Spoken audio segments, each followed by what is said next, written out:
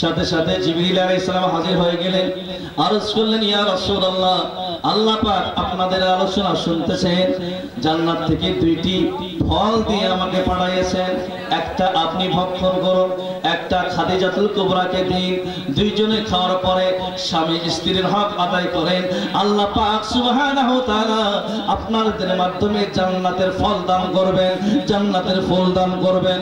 আল্লাহু আকবার। তাই করলেন, আল্লাহ পাক সুবহানাহু ওয়া তাআলা জাল্লা ওয়ালা মা খাদিজাতুল কুবরার গর্ভে ফাতেমাতুজ জাহরা দান করলেন, ফাতেমাতুজ জাহরা দান করলেন।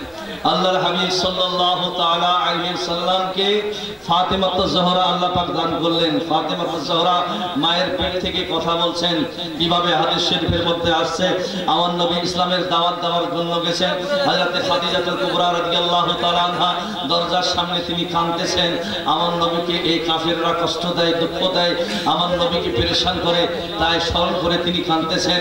হযরতে ফাতেমাতুজ জাহরা মায়ের গর্ভ থেকে উত্তর দিচ্ছেন, মা, আমার আব্বা জানের জন্য আর কাঁদবেন না, কেন আব্বা জানের সাথে আমার আল্লাহ আছে, আম্মা জানের সাথে আব্বা জানের সাথে আল্লাহ আছে। ফাতেমাতুজ জাহরা মায়ের গর্ভে মায়ের সঙ্গে তিনি কথা বলেছিলেন, বলেন সুবহানাল্লাহ।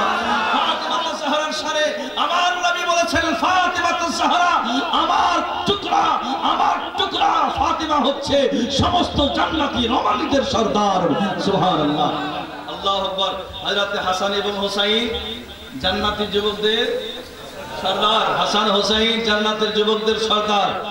এখন তিনি আমাদের সর্দার, ঠিক কিনা বলেন? ওনার গোলাম না হলে আমরা কিভাবে জান্নাতে যাব? ওনার গোলাম না হলে আমরা কিভাবে জান্নাতে যাব? আলোচনা শুনতেছিলেন, হুজুর আলোচনা করতেছিলেন হযরত ওমরের।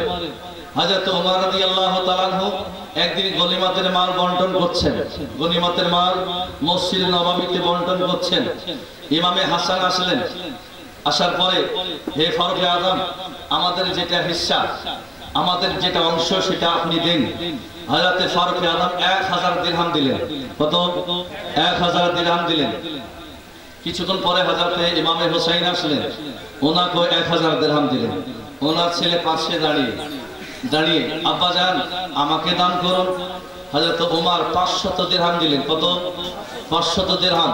তিনার ছেলে বলতেছেন, আব্বা জান হাসান হোসেনকে 1000 করে দিরহাম। অথচ হাসান হোসেন তখন ছোট ছিল, আমি বড় ছিলাম। আমার নবী দুজাহানের মুস্তাফার সাথে আমি যুদ্ধ করেছি, অনেক যুদ্ধেতে ওনার সাথে গিয়েছি, আমি তখন বড় ছিলাম, তখন হাসান হোসেন ছোট্ট ছিল। আব্বা জান ওনাকে আপনি 1000 দিচ্ছেন আর আমাকে 500 দিচ্ছেন, কারণটা কি? হযরত ওমর রাদিয়াল্লাহু তাআলা বললেন, বাবা তোমাকে আমি 1000 দিব, তবে শর্ত আছে, হযরতে হাসানের মতন যদি নানা আনতে পারো, হাসানের মতন যদি নানা আনতে পারো, হুসাইনের মতন যদি তুমি নানা আনতে পারো, তোমাকে 1000 আমি দান করব। হযরতে হাসান হুসাইনের মতন যদি নানি আনতে পারো, তাহলে তোমাকে 1000 দিব। হাসান হুসাইনের মতন যদি বাবা আনতে পারো, তোমাকে 1000 দিব। হাসান হুসাইনের মতন মা যদি আনতে পারো, তোমাকে 1000 দিব।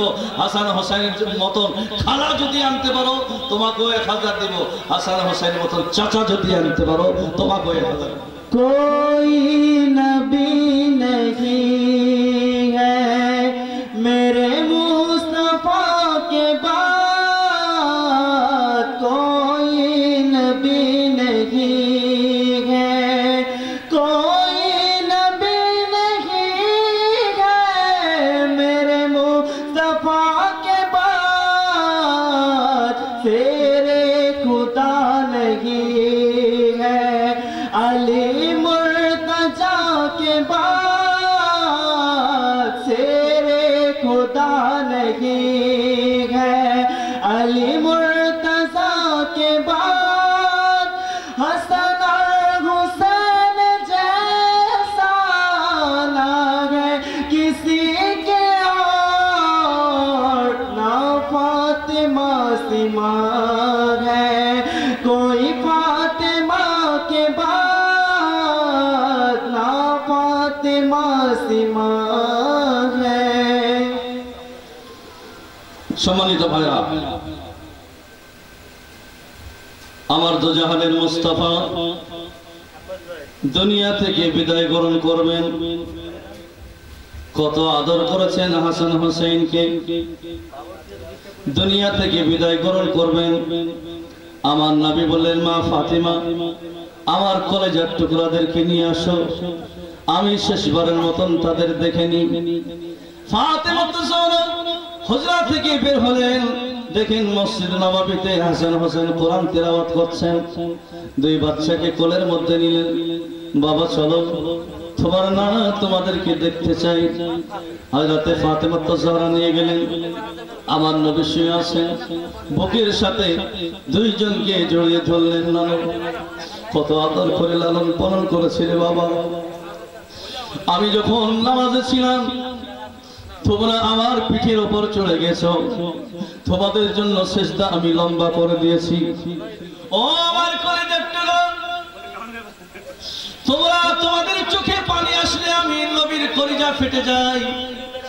তোমাদেরকে খুশি করার জন্য আমি নবী ঘোড়া সেজেছি, আমার জুলফ মোবারককে লাগাম বানিয়েছি রে বাবা। তোমাদের জন্য জান্নাত থেকে জোড়া আসছে, তোমরা আমার বুকের উপর খেলাধুলা করছো, তোমাদের মুখে আমি বারবার চুমো দিয়েছি। একদা হযরতে হোসেন যখন জন্মগ্রহণ করলেন, আমার নবী সাল্লাল্লাহু আলাইহি সাল্লাম হযরতে হোসেনকে কোলে নিয়ে বারবার আদর করতেছেন। হযরতে জিবরিল আলাইহিস সালাম হাজির হয়ে গেলেন, ইয়া রাসূলুল্লাহ, যে সন্তানকে বারবার আদর করতেছেন, এই সন্তানকে অচিরে কারবালার ময়দানে শহীদ করা হবে, কারবালার ময়দানে শহীদ করা হবে। আমার নবী হাওমাও করে কেঁদে উঠলেন। হযরতে জিবরিল আলাইহিস সালাম কারবালার মাটি দিলেন। ইয়া নবী আল্লাহ, এই মাটি কারবালার, যেই দিন আপনার এই কলিজার টুকরা কারবালাতে শহীদ হয়ে যাবে, সেই মাটি সেই দিন লাল হয়ে যাবে। আল্লাহু আকবার। আমার নবী সাল্লাল্লাহু আলাইহি সাল্লাম তখন কি করলেন? হযরতে হুসাইনের গলায় বারবার চুমু দিতে শুরু করলেন। হযরতে ফাতিমা যাহরা তিনি অনেকক্ষণ থেকে দেখতেছেন আব্বা জান বারবার হুসাইনের গলার মধ্যে চুমন দিচ্ছেন। হযরতে ফাতিমা যাহরা আরজ করলেন, আব্বা জান, মানুষকে দেখি তাদের নাতিদের মাথার মধ্যে চুমু দেয়, গালের মধ্যে চুমু দেয়, হে আব্বা জান ঠোঁটের মধ্যে চুমু দেয়। আমি অনেকক্ষণ থেকে দেখতেছি আমার কলিজার টুকরা হুসাইনের গলায় বারবার চুমন দিচ্ছেন। আমার নবী চোখের পানি ছেড়ে দিলেন। মা, ও মা ফাতিমা যাহরা, আমার নিকটে জিবরিল আলাইহিস সালাম এসেছিলেন, সংবাদ দিয়ে গিয়েছিলেন আমার এই কলিজার টুকরা অচিরে কারবালাতে শহীদ হবে, এই গলার উপর দিয়ে খঞ্জর চালাবে দুশমনেরা। তাই আমার নানু জানের বারবার গলাটাকে আমি চুম্বন দিচ্ছি। আল্লাহু আকবার, আল্লাহু আকবার। হযরতে আলী রাদিয়াল্লাহু তাআলা আনহু হাজির হলেন। আমার নবী বললেন, ও আলী, তোমার সন্তানের নাম কি রেখেছো রে আলী? হযরতে আলী আরজ করলেন, ইয়া রাসূলুল্লাহ, আমার সন্তানের নাম আমি কেন রাখবো, ওনার নানা জান রাখবেন। আমার নবী চুপ করলেন। হযরতে জিবরিল আলাইহিস সালাম হাজির হয়ে গেলেন। ইয়া রাসূলুল্লাহ, ইয়া হাবিবাল্লাহ, আপনার এই নাতির নাম আল্লাহ পাক রেখেছেন, আল্লাহ পাক রেখেছেন, আল্লাহ পাক বলে দিয়েছেন আমার হাবিবের নাতির নাম হচ্ছে শাব্বির। শাব্বির, শাব্বিরের অর্থ আরবিতে হয় হোসাইন। হোসাইন এটা হচ্ছে জান্নাতি নাম। বলেন সুবহানাল্লাহ। প্যারে হাজরিন, তাদের মর্যাদা কত ঊর্ধ্বে, যাদের নাম আল্লাহ পাক স্বয়ং রাখেন। জান্নাত থেকে যাদের পোশাক আসে, জান্নাত থেকে যাদের জোড়া আসে, জান্নাত থেকে যাদের নাম আসে। আল্লাহু আকবার। হযরতে হোসেন রাদিয়াল্লাহু তাআলা আনহু ডান কানে আমার নবী আযান দিলেন, বাম কানে তিনি তাকবীর দিলেন, আর নানু জানকে কোলে নিয়ে আমার নবী হযরতে হোসেনের দিকে তাকাচ্ছেন। আল্লাহু আকবার। হোসেনকে বলতেছেন, হে আমার কলিজার টুকরা, আমি ডান কানে আযান দিলাম, তোমার বাম কানে তাকবীর পড়ে দিলেন রে বাবা। আমার কণ্ঠে তুমি লাজ রেখে নিও রে বাবা, আমার কণ্ঠে তুমি লাজ রেখে নিও বাবা। হযরতে হোসেন নবীর দিকে তাকাচ্ছেন। নানা জান কণ্ঠ আপনার, কানও কিন্তু হোসেনের। ইয়া নবী আল্লাহ, ইয়া হাবিব আল্লাহ, অবশ্যই অবশ্যই আপনার কণ্ঠের লাজ রাখবো।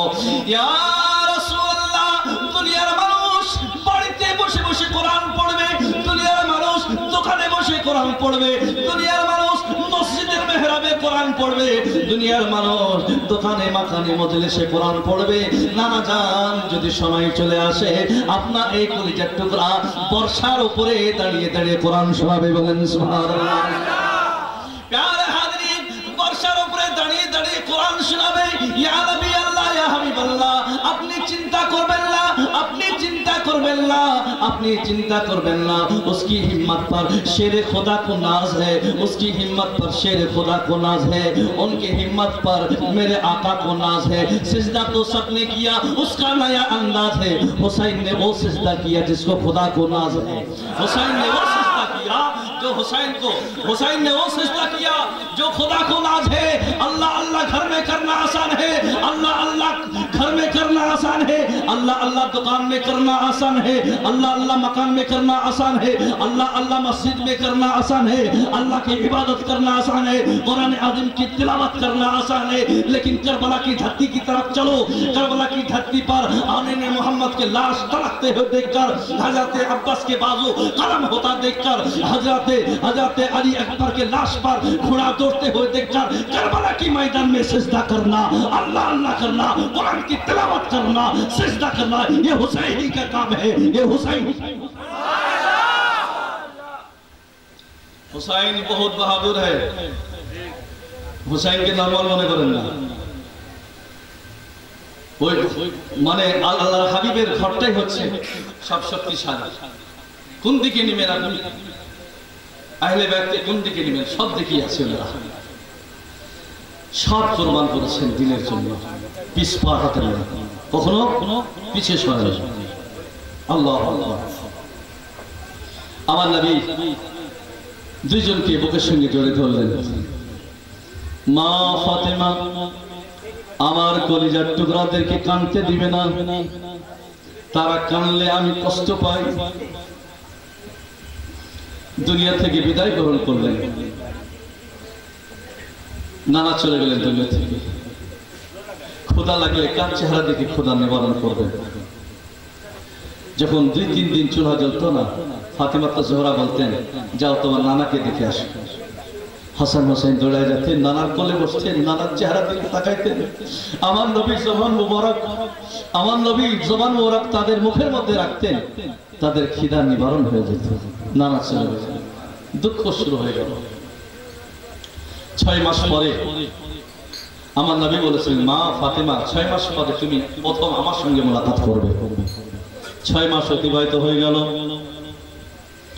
হযরত ফাতেমা জাহরা আজকে বাড়ির কোনো কাজকর্ম করছেন না। হাসান হোসেনকে কোলে নিয়ে বসে আছেন, হাসান হোসেনকে গোসল দিচ্ছেন, হাসান হোসেনকে কাপড় পরাচ্ছেন, মাথায় তেল লাগাই দিচ্ছেন, চোখে সুরমা লাগাই দিচ্ছেন, হাসানকে চুমু খাচ্ছেন, হোসেনকে চুমু খাচ্ছেন। হযরত আলী রাদিয়াল্লাহু তাআলা বাড়িতে প্রবেশ করলেন। দেখেন আজকে হাসান হোসেনকে নিয়ে ব্যস্ত ফাতেমা। হযরত আলী বললেন, ফাতেমা কি ব্যাপার, আজকে আমার হাসান হোসেনকে নিয়ে ব্যস্ত, 2 ছেলেকে নিয়ে কোলে বসে আছো, বারবার চুমু খাচ্ছ, তোমার চোখে পানি দেখা যায়। হযরত ফাতেমা জাহরা হাসান হোসেনকে কোল থেকে নামাইলেন, ঘরের মধ্যে গেলেন, হাতের মধ্যে একটা ছড়ি আলীর হাতে ধরাই দিলেন। আলী, হে আলী, এই ছড়িটা ধরেন, এই লাঠিটা ধরেন। আপনার সঙ্গে আমি জীবন যাপন করেছি, আমার দ্বারা যদি কোনো অন্যায় হয়ে থাকে, অপরাধ হয়ে থাকে, আমাকে পিঠের ওপর আঘাত করে আপনি বদলা নিয়ে নিন, কিন্তু কাল কিয়ামতের দিন আব্বাজানের সামনে আমাকে লজ্জিত করবেন না। হযরত আলী হাওয়া করে কেঁদে দিলেন, ফাতেমা এই কথা বলে আমাকে লজ্জা দিও না রে ফাতেমা, তোমাকে আমি জীবনে পেয়ে আমার জীবনটা ধন্য হয়েছে, তোমার মতন জান্নাতি রমণীদের সরদারকে পেয়ে আমার জীবন ধন্য হয়েছে। এই কথা বলে আমাকে লজ্জা দিও না, তুমি হচ্ছে আমার নবীর কলিজার টুকরা। আল্লাহ আল্লাহ। হযরত ফাতেমা জাহরা বললেন, ও আমার সরদার, আমার হাসানকে আমি চিরদিনের মতন গোসল দিয়ে দিলাম, জানি না আমার পরে কে গোসল দিবে। আমি নতুন পোশাক পরাই দিলাম, জানি না আমার পরে আমার হাসান হোসেনকে কে পোশাক পরাবে। আমি শেষবারের মতন তেল লাগাই দিলাম, জানি না আমার হাসান হোসেনের মাথায় কে তেল লাগাই দিবে। আমি সুরমা লাগাই দিলাম, আমি আদর করলাম, জানি না আমার হাসান হোসেনকে কে আদর করবে। ও আমার স্বামী,